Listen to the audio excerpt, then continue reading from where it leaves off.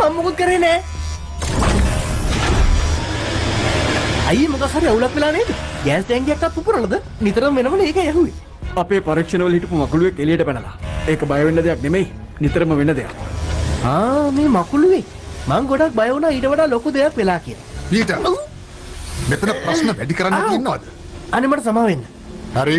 මං ඔයාලට මිඩ්ටවුන් කොලෙජ් එකේදී කිව්වා මතකයිනේ. මෙතන වැඩ කරන්න ඕනේ නීති පද්ධතියකට. ඔයාගේ පාර්ට්නර් තමයි මගේ පුතා ඇලිස්ටර්. එතකොට පීටර් ඔයාගේ පාර්ට්නර් තමයි ලීස් ඇලන්. ලීස් ඔයා මේ පීටර් ගැන ඇහ ගහගෙන ඉන්න ඕනේ. හරි එහෙමනම් ඉතින් දැන් අපි යමු. හරි සර්. හැමෝම සාදරයෙන් පිළිගන්නවා ඔස්කාප් ඉන්ඩස්ට්‍රීකට. අපි තමයි ලෝකේ ඉහළ පෙළේ රසායනික පරීක්ෂණ කරන්නේ. ඒ වගේම නිෂ්පාදනය කරන්නේ. උප් සමාවෙන්න. ඒකට කමන්නේ. මං හිතන්නේ ඔයාලා හැමෝම මේ තරුණයා වගේම ගොඩක් ආසාවෙන් ඇත්තේ මේ තාක්ෂණ ගැන දැනගන්න. හැබැයි මේ උපකරණත් එක්ක සෙල්ලම් කරන්න බෑ. ඔයාලා විද්‍යාව ගැන දන්න අය විදිහට මේ උපකරණ වලින් ඕනම දෙයක් විසඳන්න පුළුවන්. හැබැයි මේ දේවල් කරන පියවරවල් 5ක් තියෙනවා. ඒකෙන් පළවෙනි එක තමයි නිරීක්ෂණය. දෙවෙනි එක උපකල්පන. පුරෝකතනය, පරීක්ෂණය, නිගමනය.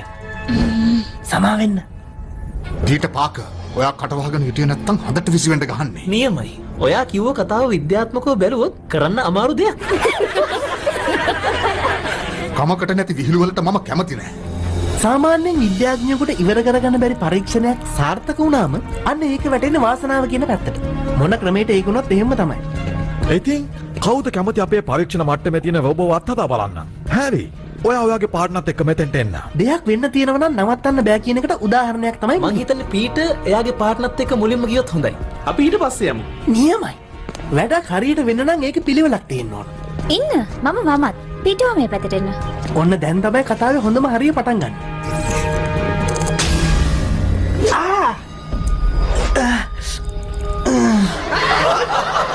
මොකක් හරි වෙනවා. පීටර් ඔයා හොඳින් නේද? දැනට නම් හොඳින්. වොෂ්රූම්. එතනින් ඇතුළට යන්න. අපොයි මං හිතන්නේ තාම මේක හදන ගමන්.